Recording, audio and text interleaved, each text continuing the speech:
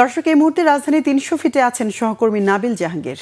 সরাসরি চলে যাচ্ছি তার কাছে। নাবিল, মঞ্চ তৈরির কাজের অগ্রগতি ও নেতাকর্মীদের উপস্থিতি কেমন দেখছেন, জানাবেন আমাদের। মঞ্চের যে প্রস্তুতি সেটি কিন্তু প্রায় শেষ। তারেক রহমানকে ঘিরে নেতাকর্মীদের যে উপস্থিতি আজকে আমরা সকাল থেকে দেখছি, সেটি দেখে হয়তো মনে হবে যে আজকেই হয়তো সমাবেশ, অর্থাৎ প্রচুর নেতাকর্মী কিন্তু আসছেন এবং সবার মধ্যেই এক ধরনের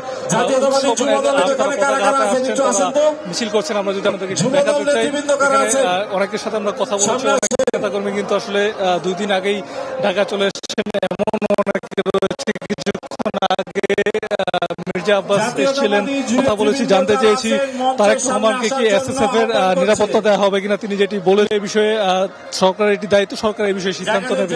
এছাড়া তিনি বলেছেন যে নিরাপত্তার বিষয়ে আইন শৃঙ্খলা রক্ষাকারী বাহিনী তারা বিএনপিকে সহায়তা করছে এবং আমরা আরো জানতে পেরেছি তারেক রহমান, মির্জা আব্বাস যেটি জানিয়েছেন, তারেক রহমান বিমানবন্দরে অবতরণের পর সরাসরি এখানে আসবেন।